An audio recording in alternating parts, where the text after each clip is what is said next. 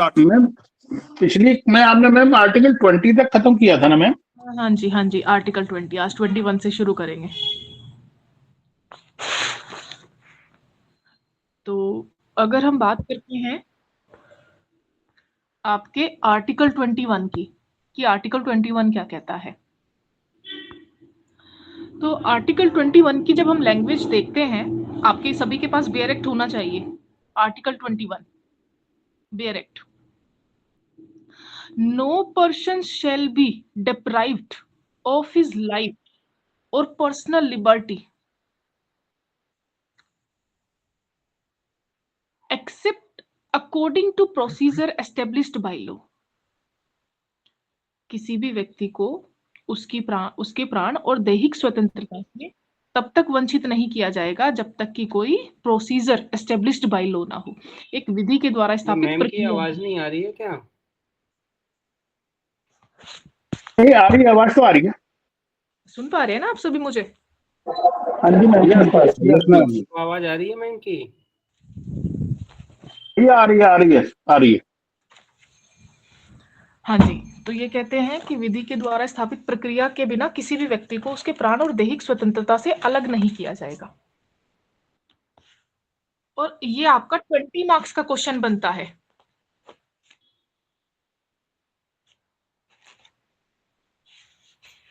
21 पे 20 मार्क्स का क्वेश्चन आता है। तो ये क्या बात करते हैं, हमें इसमें 3 चीजें देखनी होंगी। वो 3 चीजें कौन कौन सी होंगी कि what is the meaning of life, meaning of personal liberty and procedure established by law. ये क्या है?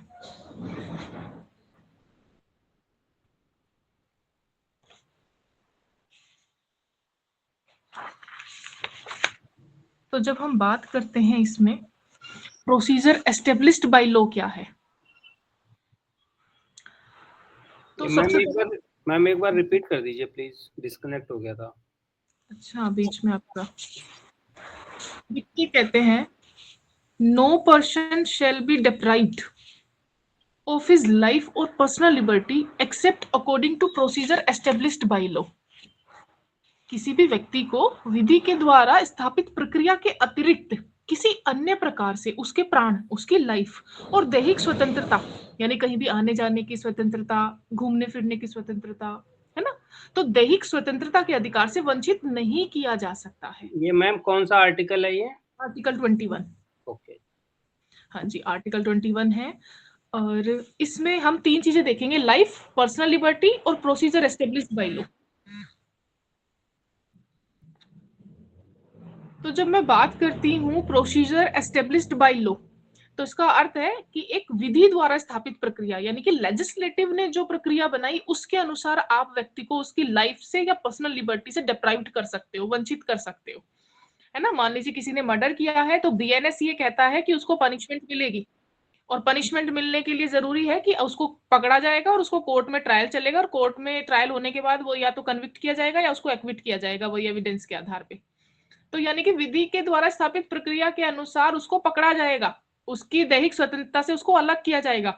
और हाँ, अगर उसने बहुत ही ग्रीवियस ऑफेंस किया है, अगर उसने किसी जो है 20 साल से कम उम्र की लड़की या 16 साल से कम उम्र की लड़की का रेप किया है, तो उसको वहां पे कैपिटल पनिशमेंट मिलेगी, तो उसके प्राणों से भी उसको अलग किया जा सकता है। क्यों? क्योंकि विधि ये कह रही है, विधि की प्रक्रिया ये कह रही है।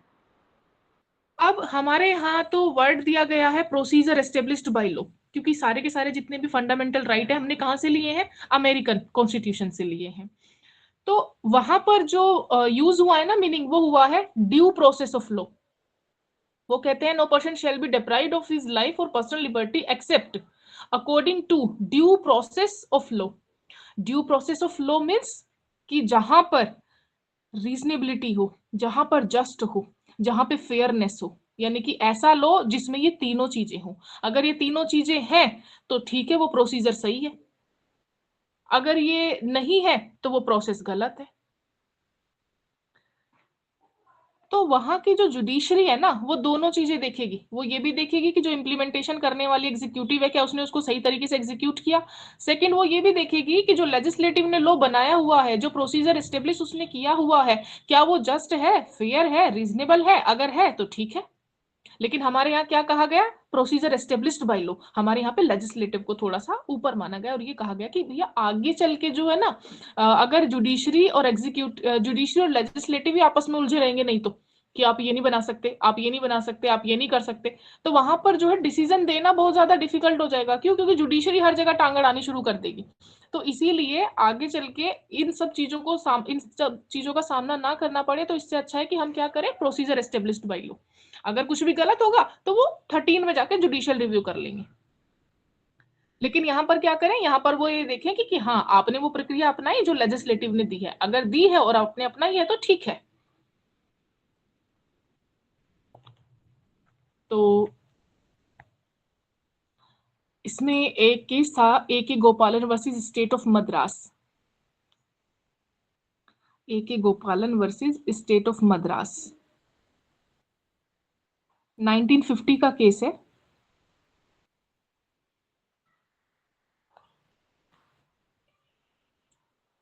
जिसमें सुप्रीम कोर्ट ने ये जो वर्ड है ना आपका पर्सनल लिबर्टी, इसको बहुत ही नैरो व्यू के अनुसार इसको डिस्क्राइब किया, बहुत ही नैरो व्यू रखा इसमें। उनका ये मानना था कि सिर्फ और सिर्फ जब आप किसी को फिजिकली रेस्ट्रेंट करते हैं, जब उसकी आप बॉडी की लिबर्टी छीनते हैं, लिबर्टी ऑफ द बॉडी, है ना, अरेस्ट के थ्रू, डिटेंशन के थ्रू, तो वो क्या होगा, वो आपका पर्सनल लिबर्टी से डिप्राइव्ड करना होगा। उसको पर्सनल लिबर्टी मान रहे हैं। जब आप किसी के शरीर को कहीं पे रोक लेते हैं, रेस्ट्रेन कर लेते हैं, डिटेन कर लेते हैं, तो वो क्या हो जाएगा, वो पर्सनल लिबर्टी के अंदर आ जाएगा, वो उसका हनन हो जाएगा कि हाँ आपने हनन किया है, अगर वहां पर प्रोसीजर एस्टेब्लिश्ड बाय लॉ नहीं है। तो ए के गोपालन के केस में ये जो फिजिकल रेस्ट्रेंट की बात की गई कि सिर्फ जब आप किसी को फिजिकली रेस्ट्रेंट करते हो तभी उसकी पर्सनल लिबर्टी हिट होती है, अदरवाइज नहीं होती है। इसको आगे चल के सुप्रीम कोर्ट ने चेंज किया और ये कहा, किसके केस में, मेनका गांधी के केस में। मेनका गांधी के केस में उन्होंने आगे Maneka Gandhi versus union of India,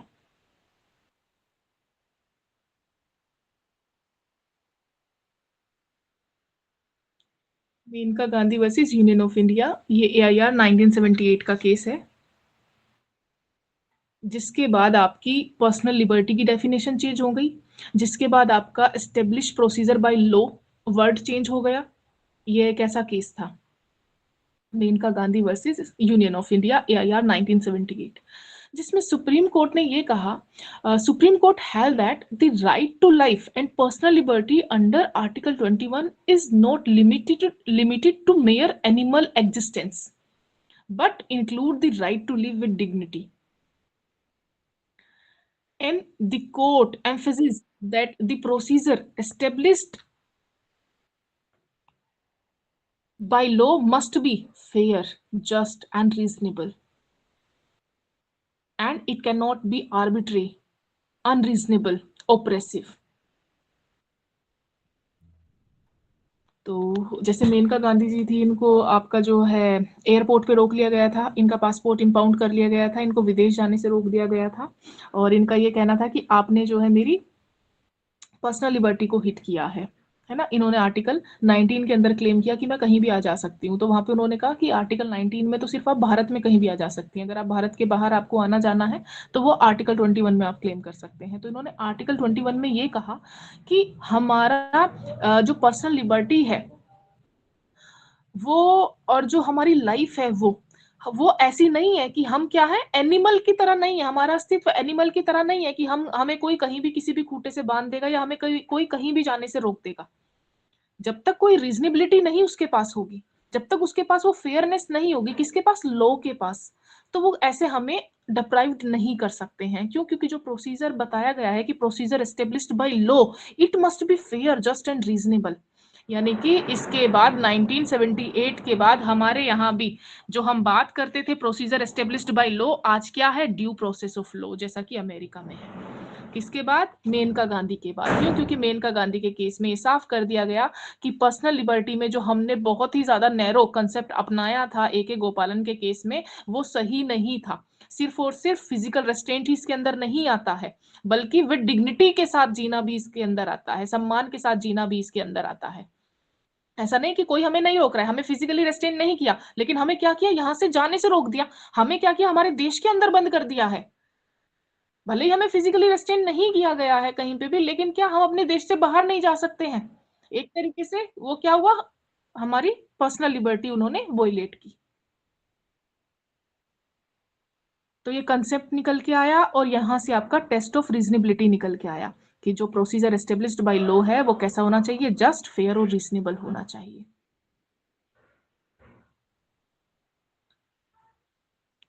जब हम बात करते हैं इसमें लाइफ वर्ड की, कि लाइफ क्या है, क्योंकि जब हम पर्सनल लिबर्टी की बात कर रहे थे, या हम ड्यू प्रोसेस ऑफ लॉ की बात कर रहे थे, या प्रोसीजर एस्टेब्लिश्ड बाय लॉ की बात कर रहे थे, ये तो आपको बिल्कुल क्लियर हो जाना चाहिए कि ड्यू प्रोसेस ऑफ लॉ कैसा होता है, जो जस्ट हो, फेयर और रीजनेबल हो, और प्रोसीजर एस्टेब्लिश्ड बाय लॉ कैसा, जो कि लिख दिया गया है और सिर्फ जुडिशरी को फॉलो करना है वो।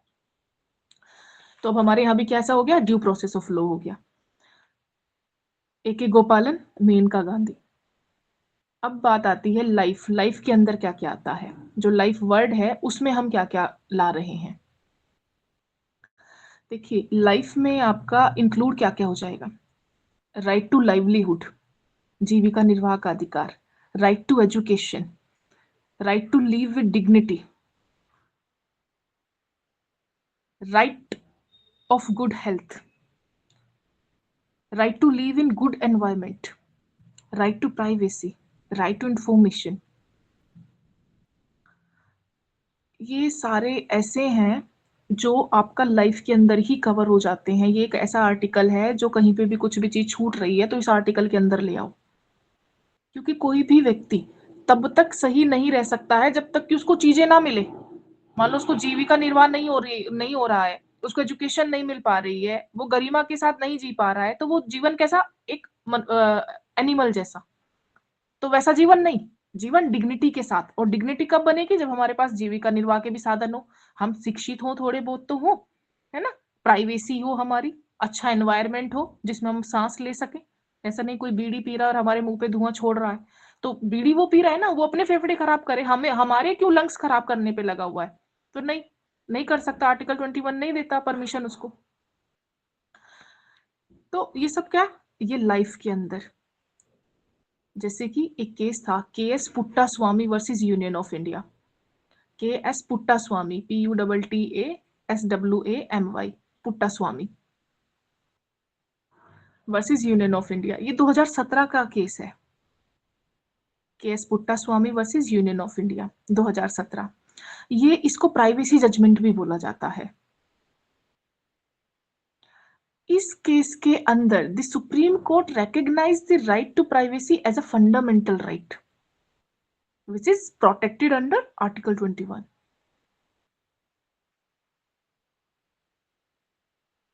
तो राइट टू प्राइवेसी को भी फंडामेंटल राइट माना गया, जो आर्टिकल 21 के अंदर सुरक्षित है, संरक्षित है।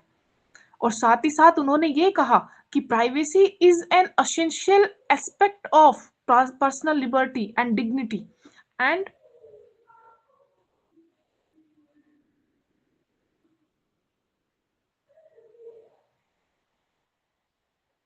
तो ये पर्सनल लिबर्टी और डिग्निटी का एक एसेंशियल एस्पेक्ट है प्राइवेसी। अगर प्राइवेसी मैम, नहीं, ये जो आधार वाला केस हुआ था वो इसी में हुआ था क्या? ये आधार कार्ड केस यही है, क्यों, क्योंकि पुट्टा स्वामी जो जज थे उनका ये कहना था कि जो आधार कार्ड के थ्रू आप हमारी जानकारी लेते हो, इसे तो कोई भी व्यक्ति कहीं पे भी खोल के देख सकता है। क्यों, क्योंकि हमारा थंब इम्प्रेशन है, उसमें हमारी डेट ऑफ बर्थ है, हमारी सारी चीज है, आधार नंबर है हमारा, हमारी सारी जानकारी है, उसके थ्रू वो गलत यूज भी हो सकती है ना, कोई हमारे नाम पे सिम वगैरह निकलवा सकता है या कुछ भी कर सकता है।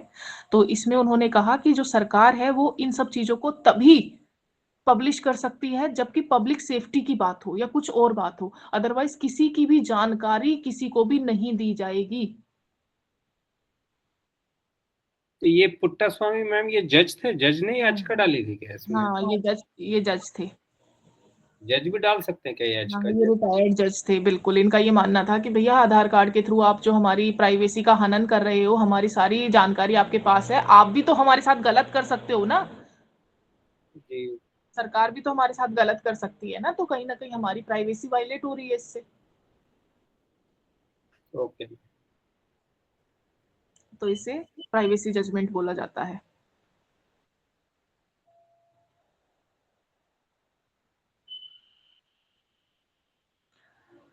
साथ ही साथ एक जो है आपका ये बात आती है कि जैसे इसमें बहुत सारे राइट आते हैं, लाइवलीहुड है, एजुकेशन है, डिग्निटी है, हेल्थ है, एनवायरनमेंट है, प्राइवेसी है, इंफॉर्मेशन है, right to go to abroad है, ठीक है, ये सब आते हैं। तो क्या इसमें राइट टू डाई भी आता है?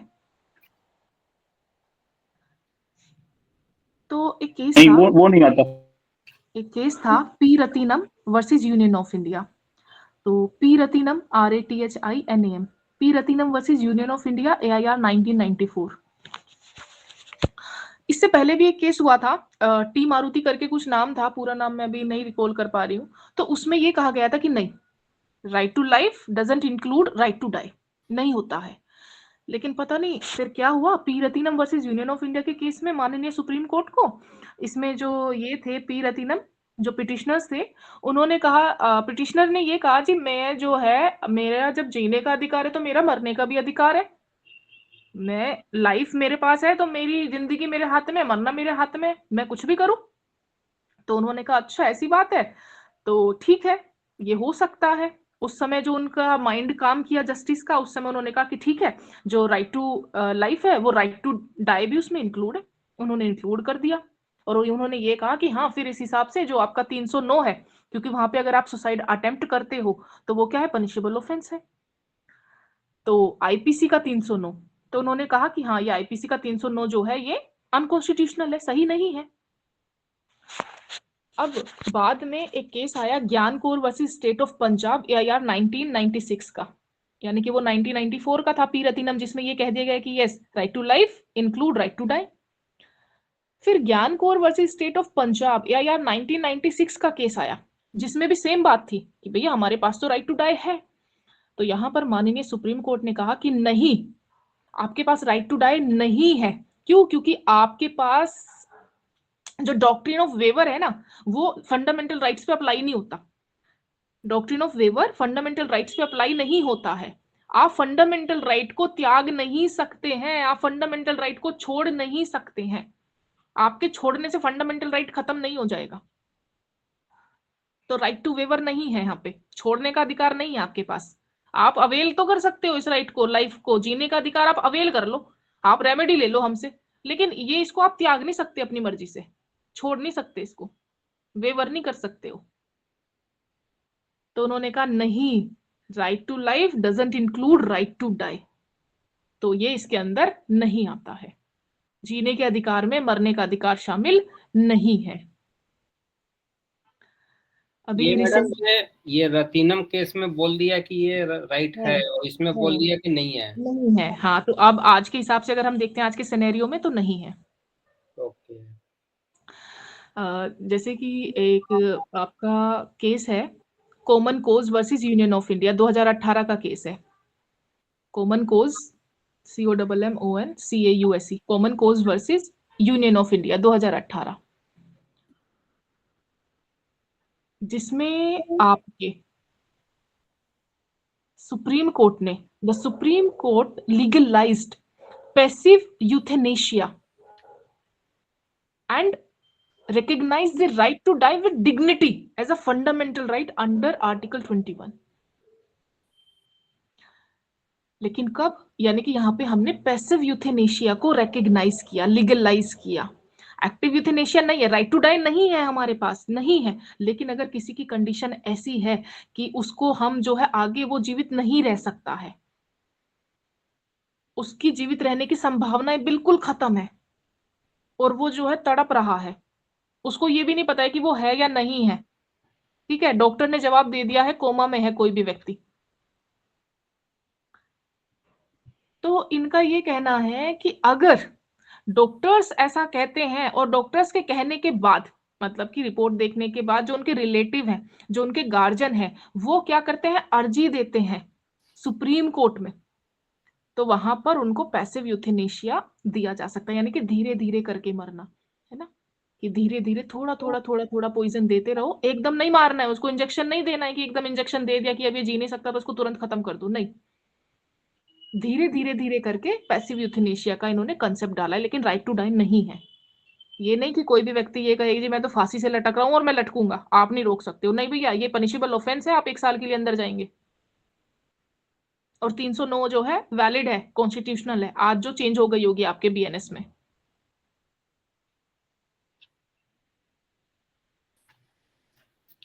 तो पैसिव यूथेनेशिया है, मैं आपको ये बताना चाहती हूँ, है ना। लेकिन वो कंडीशन, जो मेडिकल कंडीशन है, वो इतनी ज्यादा बेकार होनी चाहिए कि उसकी जीने की संभावनाएं नहीं है आगे। तो मैडम ये फंडामेंटल राइट में ही आ गया है पैसिव यूथेनेसिया। हाँ, ये जो है डिग्निटी के साथ मरना इसमें आ गया। पैसिव यूथेनेशिया आर्टिकल 21 के अंदर ही क्लेम किया जाता है।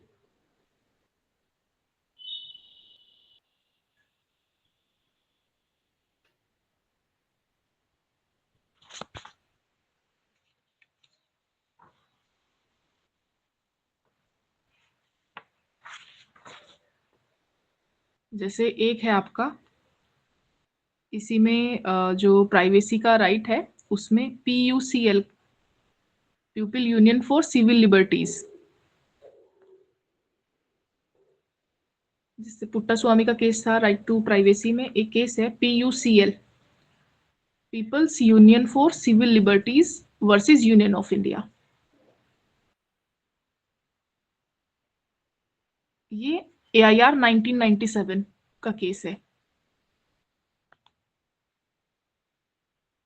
इसको टेलीफोन टैपिंग केस भी कहते हैं, PUCL को टेलीफोन टैपिंग केस, जिसमें ये कहा गया कि जो राइट टू प्राइवेसी है वो आर्टिकल 21 का पार्ट है, और अगर कोई टेलीफोन टैपिंग करता है तो वो भी इसमें डायरेक्ट इंटरफेयर होगा, तो आप टेलीफोन टैपिंग नहीं कर सकते हो। ये क्या हो जाएगा, violation of right to privacy under article 21।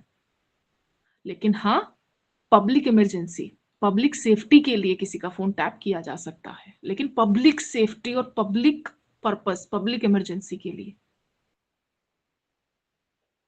Otherwise किसी का फोन आप टैप नहीं कर सकते हो, टैपिंग नहीं की जा सकती है, ये उसके प्राइवेसी के राइट का हनन होगा। तो मैडम ऐसे तो किसी का भी फोन टैप कर सकते हैं ना, जैसे मान लीजिए पुलिस के पास किसी का केस गया, तो वो तो बोलेगा ही ना कि अगर स्टेट वर्सेस जो केसेस जितने भी होते हैं उसमें सब में टेलीफोन टैपिंग कर लेंगे, वो लोग तो बोलेंगे पब्लिक से रिलेटेड है। क्योंकि वो पूरे पब्लिक के अगेंस्ट क्राइम हुआ है। ओके, है ना, पब्लिक के अगेंस्ट। परमिशन प्रोसेस है मैम, वो होम सेक्रेटरी देता है, it is a very long process, तब परमिशन मिलती है, इट्स नॉट वेरी इजी। वो तो प्रोटोकॉल है ना अपना परमिशन का, बट कर सकते हैं। वो नहीं मिलती नहीं है, वो बहुत मुश्किल है। अमर सिंह का केस हुआ था, वो मुश्किल हो जाती है, वो नहीं मिलती है। क्योंकि देखिए, जब भी पकड़ना होता है तो उसकी पूरी डिटेल वगैरह सब निकलवानी पड़ती है, क्योंकि उसको पकड़ना, ये ऑफेंस है, और ये ऑफेंस पब्लिक के अगेंस्ट है, स्टेट के अगेंस्ट है, तो वहां पर इसलिए पब्लिक सेफ्टी को ध्यान में रखते हुए इसकी परमिशन है। मैम मुझे याद आ रहा है कि सुसाइड के केस में पहले जो सजा होती थी वो शायद अब खत्म करके और उसको मेंटल हेल्थ के लिए भेजना कंपलसरी किया है, ऐसा कुछ एक डिसीजन आया था पीछे। ये BNS में हो गया होगा, नया जो आपका आया है ना इसके अंदर पूरा भारतीय न्याय संहिता, तो इसमें ये हो सकता है। मैंने जब भी कहा कि IPC में उसको जो है पनिशेबल ऑफेंस था, वो 1 साल की सजा का था। अभी आप BNS में उसको देख लीजिएगा कि क्या कर दिया इन्होंने, क्योंकि सेक्शन भी आपका चेंज हो गया है। ओके जी, साथ ही साथ एक जो केस है आपका पीपल्स यूनियन। मैम BNS में तो ये हटा ही दिया, अटेम्प्ट टू सुसाइड 309 की जगह कोई दिया ही नहीं है आगे। नहीं, 309 नहीं, इसमें इन्होंने क्या किया, जैसे कि आपका जो 354 हो गए हैं ना, पूरे पूरे जो इतने अब सेक्शन है, 354 ओवरऑल। कंपैरेटिव देखते हैं ना, कंपैरेटिव है तो 309 की जगह कोई सेक्शन ही नहीं दिया गया आगे, उसकी जगह BNS में। अच्छा, हटा ही दिया उसको? या सर सही गल है, हटा दिया। ऐसा तो नहीं होना चाहिए, अगर इसको हटा देंगे तो ये तो फिर लीगलाइज हो जाएगा आपका राइट टू डाई, समझ रहे हो ना आप? पता नहीं मैम, हो सकता है मैम बेयर एक्ट में गलती होगी, थोड़ी बहुत आगे कुछ आया अमेंडमेंट, अभी तक तो यही है इसमें जो लिख रहा है लीगल वाली बुक में। और ये जो इशू होते हैं ये भी तो मैम ऑथराइज जगह से ही होती है ना, ब्राइट लॉ हाउस का है ये। बिल्कुल बिल्कुल। तो ये जो है क्या कहते हैं, अगर ये इसको हटा देंगे ना तो फिर वो कोई भी डाई कर लेगा, उसका ये राइट अटेम्प्ट टू सुसाइड। चलिए कोई नहीं, आगे बढ़ते हैं थोड़ा सा। ये मैं PUCL का फुल फॉर्म क्या बताया था आपने? Public Union for civil Liberties, okay, sorry People's Union. People's Union for Civil Liberty. हाँ जी, People's union for civil Liberties. एक और है, ये आपका है People's union for Democratic Rights, PUDR, People's union for Democratic Rights versus union of India. ये AIR 1982 का केस है। People's union for Democratic Right versus union of India, AIR 1982, जिसमें माननीय सुप्रीम कोर्ट का ये कहना था कि मिनिमम वेजेस ना दिया जाना आर्टिकल 21 का वोलेशन है।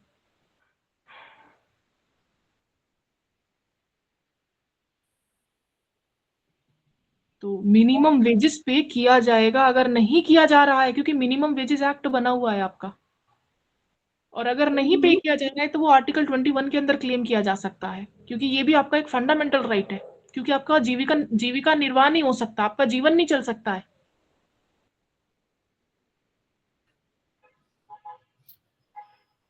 लेकिन स्टेट के भी वेजेज एक्ट अप्लाई होते हैं क्या हर जगह? स्टेट के अंदर होते हैं। ओके, मतलब वो सेंट्रल से कम नहीं होंगे ना कभी भी? नहीं, उससे तो कम नहीं होते हैं। और बाकी थोड़ा आप देख लीजिएगा इनके बारे में। एक आपका आता है इसमें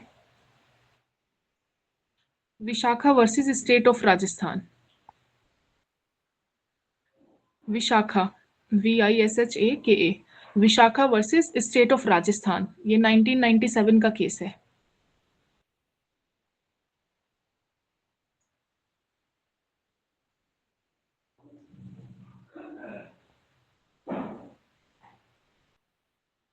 जिसमें माननीय सुप्रीम कोर्ट का ये कहना था कि वर्क प्लेस पर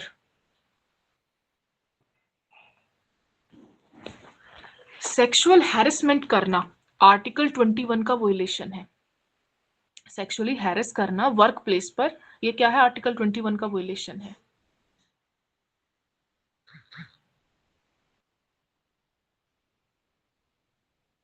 sexual harassment on work place is वोलेशन of article 21, क्योंकि इसके बाद पूरा एक्ट बनाया गया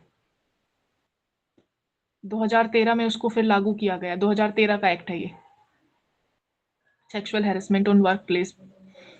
तो 2013 में इसको बना के पूरी गाइडलाइन जो विशाखा के केस में आई थी, उसके आधार पे वो पूरा बनाया गया है कि भैया जहां भी औरतें काम करेंगी, महिलाएं काम करेंगी, तो वहां पे एक कमेटी बनाई जाएगी, और अगर उसके साथ ऐसा कुछ भी होता है तो वो वहां पे शिकायत करेगी, फिर वो कमेटी आगे जाएगी। वो पूरा प्रोसीजर उसमें बताया गया है कि किस किस तरीके से वो फॉलो किया जाएगा, और सबको अपने यहाँ वो बनानी है कमेटी, अपने ही लोगों से मिलकर। ये कौन से ईयर का केस है? 1997।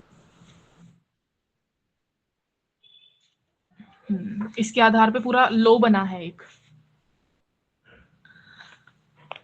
एक्ट बना है। अब बात करते हैं कि जो आर्टिकल 21 है, क्या इट कैन बी सस्पेंडेड, ये हो सकता है क्या, सस्पेंड किया जा सकता है क्या? इमरजेंसी के केस में कर सकते हैं, ओनली इन इमरजेंसी। तो ओनली इन इमरजेंसी में ये कहते हैं कि आर्टिकल 359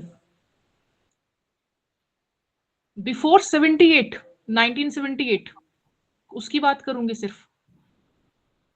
आर्टिकल 359 के अंदर प्रेसिडेंट 1978 से पहले इसको सस्पेंड कर सकता था, उसको राइट था कि हाँ वो इसको सस्पेंड कर सकता है अगर इमरजेंसी है तो। 359 में? हाँ जी, 359 में। Ma'am please repeat the last point. हाँ, अगर जो प्रेसिडेंट है वो इमरजेंसी में इसको सस्पेंड कर सकता है under article 359, it can be suspended in emergency with the Prior to permission. 1978, huh? Prior to 1978। हाँ जी, प्रायर 1978, ध्यान रखिएगा। तो ऐसा हुआ भी है, जैसे कि 1962 में जब चाइना वॉर हुआ तो इसको सस्पेंड किया गया। उसके बाद 1971 में पाकिस्तान का वॉर हुआ, इसको सस्पेंड किया गया, बांग्लादेश वाला। फिर हमारा 1976 में जब इमरजेंसी थी इंटरनल सिक्योरिटी के आधार पे जो लगाई गई थी, उसमें इसको सस्पेंड किया गया। बाद में आपका 44th अमेंडमेंट हुआ। बाद में आपका 44th अमेंडमेंट हुआ, जो कि 1978 का था। 44th अमेंडमेंट 1978, जिसमें ये कह दिया गया कि under article 359 it can not be suspended. Article 21 को आप कभी भी सस्पेंड नहीं कर सकते। ये आर्टिकल 359 में ही करा ना करेक्शन। हाँ बिल्कुल बिल्कुल। तो उन्होंने कह दिया कि नहीं भैया, आर्टिकल 20 और 21 कभी सस्पेंड नहीं होंगे, इसको छोड़ के बाकी सब सस्पेंड हो जाएंगे, ये नहीं होंगे। पर मतलब 20 जजमेंट के बेस पे था ना मैडम, वो खन्ना के जजमेंट में। ये 20 और 21 दोनों। हाँ 20 और 21 दोनों नहीं हो सकते हैं, बाकी सब हो जाएंगे। 19 तो अपने आप ही सस्पेंड हो जाता है, जैसे इमरजेंसी लगती है ना, 19 अपने आप ही सस्पेंड हो जाता है। अच्छा, आर्टिकल 20 क्यों नहीं होगा? मान लीजिए किसी ने कोई क्राइम किया, ऑफेंस किया था पहले, अब उसको जो है इमरजेंसी लग गई और उसके बाद वो सजा बढ़ गई बाद में, तो ये कहते हैं कि भैया नहीं, इनको आप सस्पेंड नहीं कर सकते हो, ये चलेंगे कंटिन्यू, उसको पनिशमेंट उसी के आधार पे मिलेगी जब उसने ऑफेंस किया था, है ना। आप उसको इमरजेंसी में दोबारा दंडित भी नहीं कर सकते हो, आप उसको इमरजेंसी में अपने खिलाफ गवाही देने के लिए भी नहीं कह सकते हो, तो नहीं, सस्पेंड नहीं होगा ये। आर्टिकल 21 भी सस्पेंड नहीं होगा। मैडम ये अमेंडमेंट 78 में ही हो गया था। 44th अमेंडमेंट 1978, क्योंकि आपका क्या था, एडीएम जबलपुर वर्सेस शिवकांत शुक्ला का केस आया था 1976 में। एडीएम जबलपुर वर्सेस शिवकांत शुक्ला,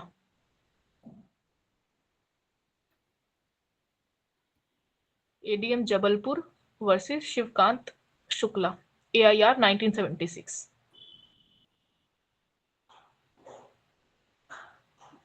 जिसमें माननीय सुप्रीम कोर्ट ने ये कहा था कि इमरजेंसी में आप जो है इसको क्या कर सकते हो, सस्पेंड कर सकते हो, it can be suspended in emergency, article 21।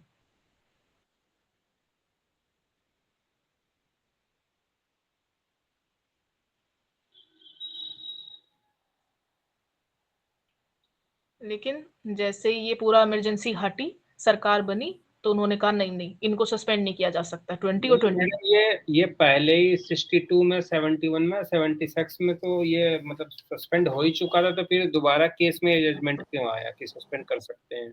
नहीं तो, अरे ये उसी समय का केस है ना, जिस समय इंटरनल इमरजेंसी थी हमारे यहाँ पे। नहीं मैम, ये ये तो बहुत फेमस केस है मेरे ख्याल से, इसमें और भी कुछ बहुत चीजें फेमस, हाँ, ये बहुत फेमस जो केस उस वक्त के अटॉर्नी जनरल क्या बोलते हैं, जो एजी होते हैं, एजी ऑफ इंडिया, उन्होंने तो बड़े मतलब फेमस कुछ सेंटेंस बोले थे कि भी हम कुछ भी कर सकते हैं, कुछ मार भी सकते हैं, मारने का भी राइट है हमारे को, ऐसा कुछ गवर्नमेंट को। अच्छा, वही ये केस उस है ना समय ये? ऐसा हुआ ना, अभी हाँ, अभी उस समय ऐसा हुआ ना कि जितने भी नेता थे, जो भी था, जो भी उनके खिलाफ हाँ नारेबाजी चल रही थी, जो भी, सबको अंदर करो, सबको एक तरफा जेल में डालो।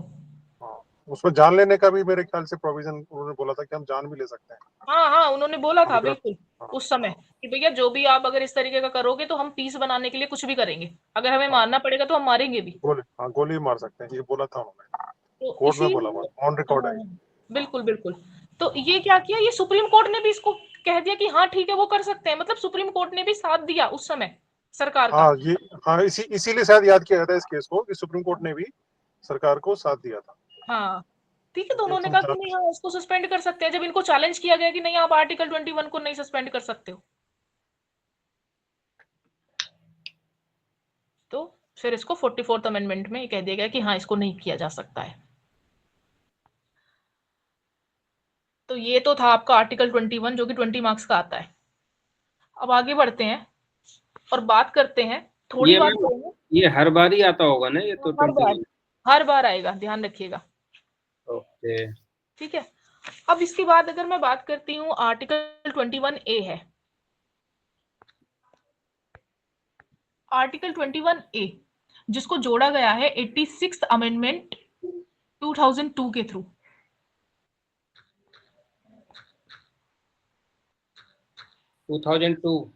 हाँ जी 2002।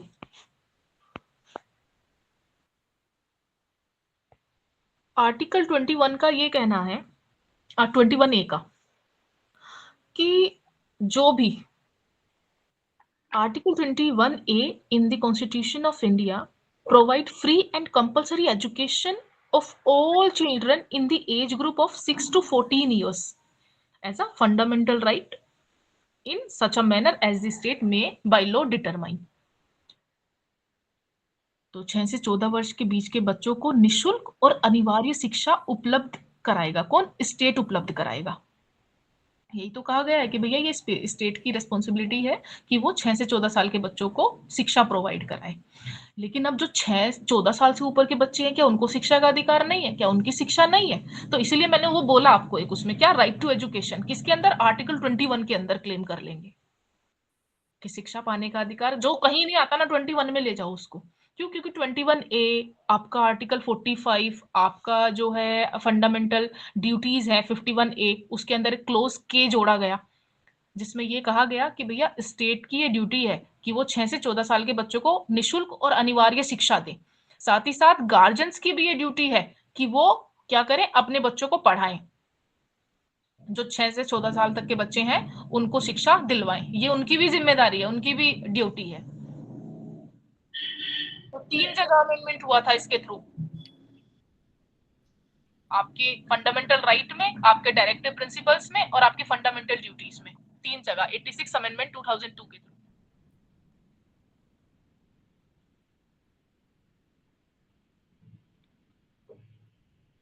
अब बात आती है आपकी आर्टिकल 23 की, आर्टिकल 22 की कि 22 क्या कहता है। इसको बहुत ही थोड़ा सा हम देखेंगे कि आर्टिकल 22 क्या कह रहा है, क्योंकि इससे पूछा नहीं जाता है question.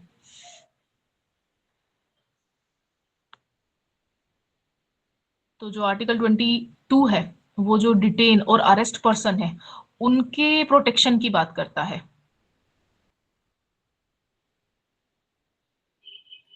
Article 20 clause 1 and article 20 clause 2 उनमें ये कहा गया है कि any person who is in custody has to be inform as to why he has been arrested.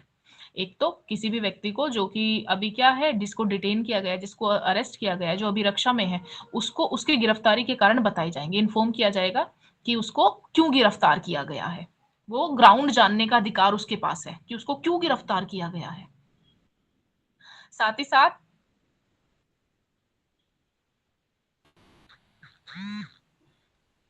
ये कहते हैं कि उसको अपने इंटरेस्ट के काउंसिल से एडवाइस लेने का अधिकार होगा। साथ ही साथ अपना डिफेंस कराने का भी राइट होगा, right to consult an advocate. ठीक है, उसको मना नहीं किया जा सकता है उसकी जो इंटरेस्ट के वकील से सलाह लेने से या अपना डिफेंस करने से। फिर ये कहते हैं कि the arrested individual should be produced before a judicial magistrate with in 24 hours of his arrest. यानी कि गिरफ्तारी के समय से 24 घंटे के भीतर गिरफ्तार किए गए व्यक्ति को आप नियरेस्ट मजिस्ट्रेट के सामने पेश करना होगा, जिसमें से उसकी जर्नी का समय निकाल दिया जाएगा। यानी कि उसको अरेस्ट करने के बाद जो मजिस्ट्रेट के सामने तक ले जाने में लगा समय है, या उसको पुलिस स्टेशन से मजिस्ट्रेट के सामने तक ले जाने में जो समय लगा है, जो रास्ते का समय है, उसको बाहर कर दिया जाएगा, एक्सक्लूड कर दिया जाएगा उन 24 घंटों में से। मान लीजिए 24 घंटे होने वाले थे तो वो जो है वहां से चल दिया पुलिस वाला और रास्ते में ही उसको 3 घंटे लग गए, तो ये कहते हैं जाम में फंस गया या कुछ भी हो गया, तो ये कहते हैं वो 3 घंटे एक्सक्लूड हो जाएंगे, उनको नहीं इसमें गिना जाएगा। 24 घंटे कब? जो गिरफ्तारी से 24 घंटे, वो जो लाने ले जाने का समय है उसको हम इंक्लूड नहीं करेंगे इसमें। मैम ये क्लास 2 में आएगा ना ये? हाँ जी 2 में आएगा, क्लोज 2 में, इसलिए मैंने 1 2 एक साथ ही बोल दिया। ये कहते हैं कि जो मजिस्ट्रेट है, मजिस्ट्रेट के ऑर्डर के बिना आप किसी भी पर्सन को 24 आवर्स से ज्यादा कस्टडी में नहीं रख सकते हो।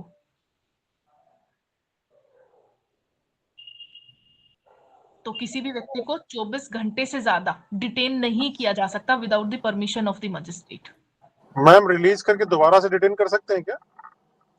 रिलीज करके मतलब मान लीजिए किसी को आपने गिरफ्तार किया और बाद में पता चला कि वो जो है गिरफ्तारी बेबुनियादी थी या जो भी था उसको और छोड़ उसको दिया। छोड़ दिया।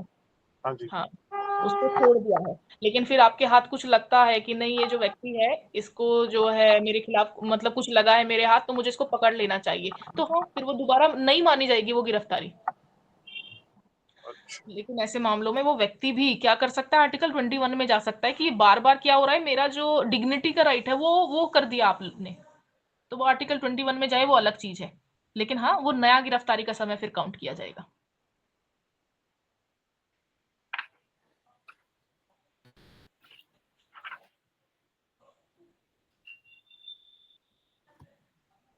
डीके बसु का केस आया था इसमें, D K Basu versus state of West Bengal, 22 पर था ये, D K Basu versus state of West Bengal, AIR 1997।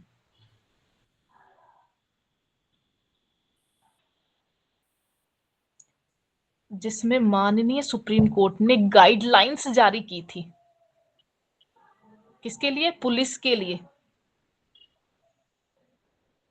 कि आपको कौन सी गाइडलाइन फॉलो करनी है जब आप किसी व्यक्ति को अरेस्ट करते हो या डिटेन करते हो।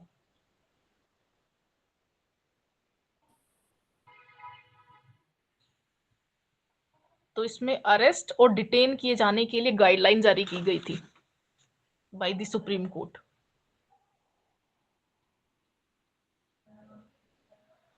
क्योंकि आप सभी जानते हैं कि किसी भी व्यक्ति को जब तक कि उसको ट्रायल होने के बाद वो दोषी सिद्ध नहीं हो जाता है कि हाँ ये कन्विक्टेड है एविडेंसेस से, तो तब तक उसको निर्दोष माना जाता है, इनोसेंट माना जाता है।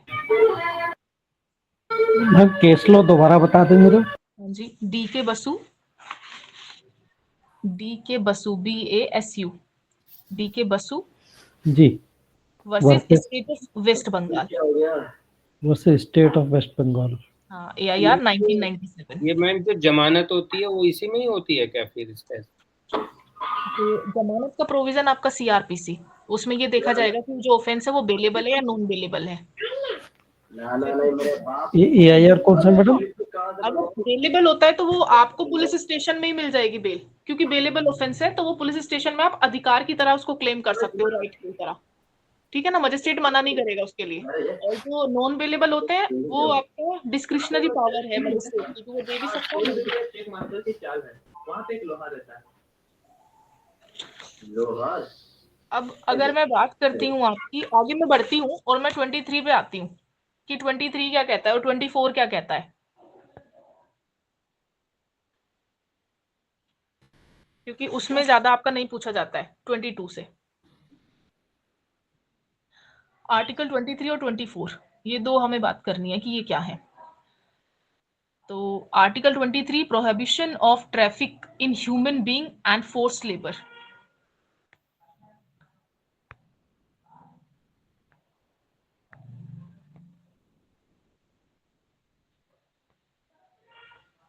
तो ये आपका क्या है, राइट अगेंस्ट एक्सप्लॉइटेशन है ना, शोषण के विरुद्ध अधिकार है। तो जब मैं इसकी बात करती हूँ इसके क्लोज फर्स्ट की, 23 क्लोज फर्स्ट, ये कहते हैं traffic in human being and bigger and other similar form of forced labor are prohibited and any contravention of this provision shall be an offense punishable in accordance with the law। जो article 23 है वो मानव के दुर्व्यापार को, यानी इधर से उधर करना है ना, ट्रैफिकिंग करना कि बच्चे को बेच रहे हैं, औरतों को बेच रहे हैं या आदमियों को, जैसे भी है उनका व्यापार किया जा रहा है, दुर्व्यापार। बेगार, बेगार यानी कि उनसे काम ज्यादा लिया जा रहा है और पैसे नहीं दिए जा रहे हैं, या अन्य कोई भी फोर्स लेबर, कोई भी ब्लाक कराया जा रहा है, ये उसको प्रोहिबिटेड करता है कि ये गलत है, आप नहीं करा सकते, फोर्स लेबर नहीं करा सकते, आप जबरदस्ती काम नहीं करा सकते, आप किसी से बेगार नहीं करा सकते हो कि आप पैसे नहीं दे रहे हो और काम करवा रहे हो, या जितना काम है उतने पैसे नहीं दे रहे हो। और साथ ही साथ ये कहता है कि एक तो ये प्रोहिबिटेड है, और अगर कोई इसको नहीं मानता है तो ये पनिशेबल ऑफेंस भी है ना। आईपीसी में इसके बारे में प्रोविजन किया गया था, अभी जो आपका नया लॉ है BNS उसमें भी किया गया होगा ट्रैफिकिंग के अगेंस्ट। और ये जो है ना, ये जो आपका राइट है, जैसे आर्टिकल 21 था, वो दोनों को है, सिटीजन और नॉन सिटीजन। ये नहीं कि कोई हमारे देश में नॉन सिटीजन आ गया तो उसको हम राइट टू लाइफ नहीं होगा या पर्सनल लिबर्टी नहीं होगा, नहीं होगा, बिल्कुल होगा। और उसको भी आप बिना प्रोसीजर एस्टेब्लिश्ड बाय लॉ नहीं पकड़ सकते हैं। तो इसी तरीके से ये जो आपका 23 है और 24 है, ये दोनों पे, सिटीजन और नॉन सिटीजन दोनों को प्राप्त है। और साथ ही साथ ये स्टेट और प्राइवेट पर्सन्स के अगेंस्ट प्राप्त है। यानी कि हम देखते हैं ना कि सारे के सारे जो राइट है हमारे किसके अगेंस्ट है, स्टेट के अगेंस्ट है, लेकिन ये एक ऐसा राइट है जो हमें प्राइवेट पर्सन के भी अगेंस्ट है। कोई प्राइवेट पर्सन भी हमसे ये नहीं करवा सकता है, स्टेट तो कर ही नहीं सकता, ये प्राइवेट पर्सन भी नहीं कर सकता है।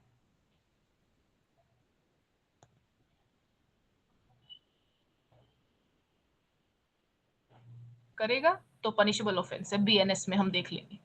ये मैम 24, 23 दोनों में बता रहे हैं आप? नहीं, ये 23 अभी बस बात कर रही हूँ। हाँ, तो लेकिन इसमें ये फोर्स्ड लेबर ही है ना मेनली। हाँ, इसमें जैसे बच्चे को बेच देते हैं वो तो इसमें नहीं आएगा ना? हाँ, दुर्व्यापार आएगा, जो ट्रैफिकिंग है उसमें सब आएंगे, बच्चों को बेचना भी आएगा, औरतों को बेचना भी आएगा, सब आएगा इसमें। ये ट्रैफिकिंग में, ट्रैफिक इन ह्यूमन बींग्स, इसमें दोनों सब आएगा। ठीक है ना। तो इसमें ये था कि बस आप वो हमेशा ध्यान रखिएगा कि मैंने जो बताए हैं 15, 16, 19, 29 और 30, यही ऐसे फंडामेंटल राइट हैं जो सिटीजन्स को हैं, बाकी सब सिटीजन और नॉन सिटीजन दोनों को हैं। ये 5 आर्टिकल आप हटा दीजिए तो बाकी सब सबको प्राप्त है, लेकिन ये 5 सिर्फ सिटीजन्स के लिए। मैम एक बार रिपीट करेंगे कौन कौन से? आर्टिकल 15, 16, 19, 29, 30।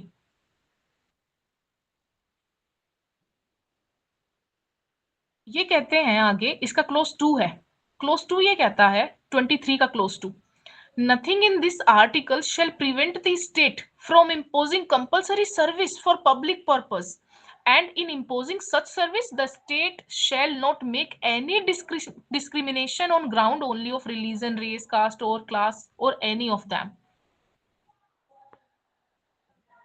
तो एक तो हम ये कह रहे हैं कि भैया फोर्स लेबर नहीं होगा, ये सब चीजें नहीं होगी, लेकिन दूसरी तरफ हमने क्या किया हुआ है, हमने स्टेट को ये अधिकार दिया हुआ है कि अगर कोई कंपल्सन है, अगर कोई चीज है, जैसे इमरजेंसी है, तो अगर वो पब्लिक सर्वेंट है तो ड्यूटी लगाई जा सकती है ना, पब्लिक सर्विस में। जैसे आर्मी है, ड्यूटी लगाई जा सकती है, पुलिस है, ड्यूटी लगाई जा सकती है। तो इससे ये नहीं होगा कि हम उनसे फोर्स लेबर करा रहे हैं, इसका ये अर्थ नहीं है। तो ये कहते हैं कि भैया हम स्टेट को नहीं रोकेंगे कंपलसरी सर्विस कराने के लिए, इंपोज करने के लिए, अगर पब्लिक पर्पस से लगाई जा रही है तो स्टेट को वहां से बाहर कर दिया गया है, नहीं तो कल को चल के हम स्टेट के खिलाफ भी करना शुरू कर देते,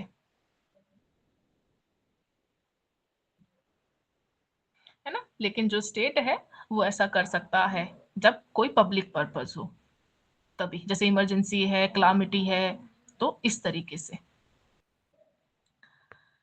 अब बात आती है आपका 24 की, कि 24 क्या कह रहा है।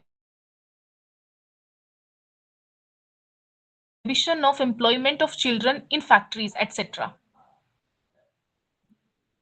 तो ये आपका बच्चों के लिए है कि भैया बच्चों को फैक्ट्रीज या कारखाने वगैरह में कार्य करने से प्रतिषेध करता है।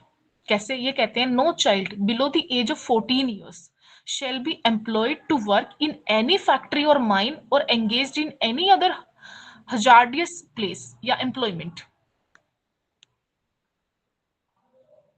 तो मेनली तो इसका जो पर्पस है वो ये है कि भैया बच्चों को प्रोटेक्ट करना है। किन बच्चों को? जिनकी उम्र 14 साल से कम है। तो 14 वर्ष से कम आयु के बालकों को किसी भी कारखाने, खान या अन्य जोखिम भरे कार्य में नहीं लगाया जाएगा। ये प्रोहिबिट करता है कि उनको वहां पे नहीं लगाना है। क्यों करता है? क्यों? ताकि उनका एक्सप्लॉयटेशन ना हो सके, उनको सेफ गार्ड किया जा सके, उनकी हेल्थ का ध्यान रखा जा सके, उनको एजुकेशन मिल सके। क्योंकि हमने भी देखा अभी आर्टिकल 21A देखा, राइट टू एजुकेशन देखा, जिसमें 6 से 14 साल के बच्चों को जो स्टेट है वो कंपलसरी और फ्री एजुकेशन देगा।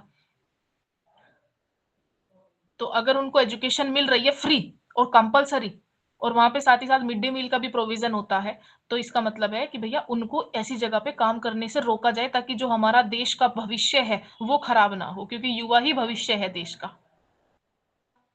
तो रोका गया है।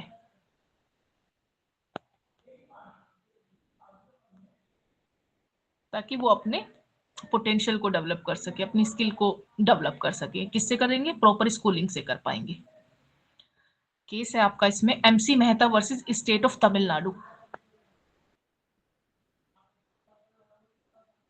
MC Mehta versus state of Tamil Nadu.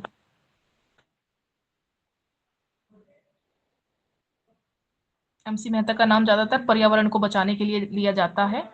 ये एक सामाजिक वकील हैं, बिल्कुल समाज के लिए कार्य करते हैं। MC Mehta versus state of Tamil Nadu, AIR 1997, 1997 का केस है ये।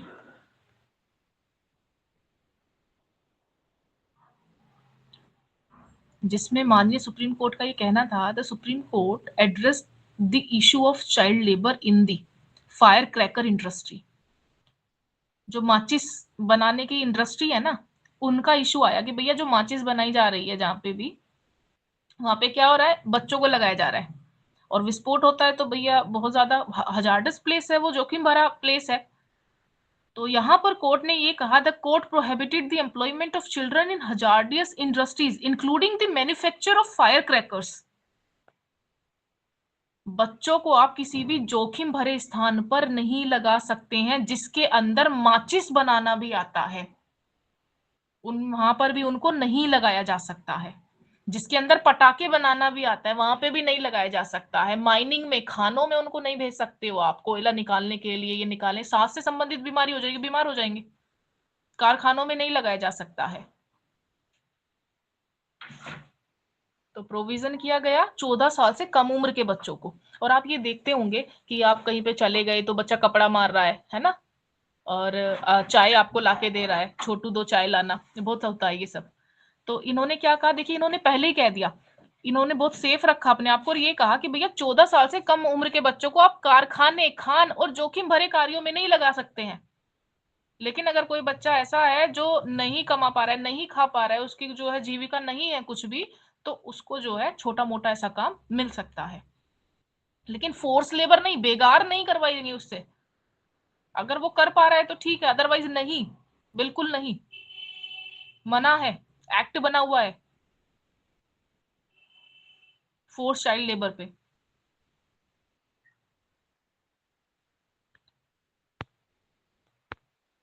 तो मैं ये मानती हूं कि आज हमने 21, 22, 23, 24 ये देखे हैं और अगली क्लास में 25 से शुरू करेंगे।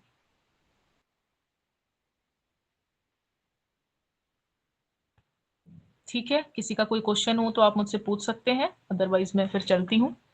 मैम 21 तो ये हमेशा ही आता है, तो ये लॉन्ग में ही आएगा ना? ये लॉन्ग है आपका 21, लॉन्ग 20 मार्क्स। ओके।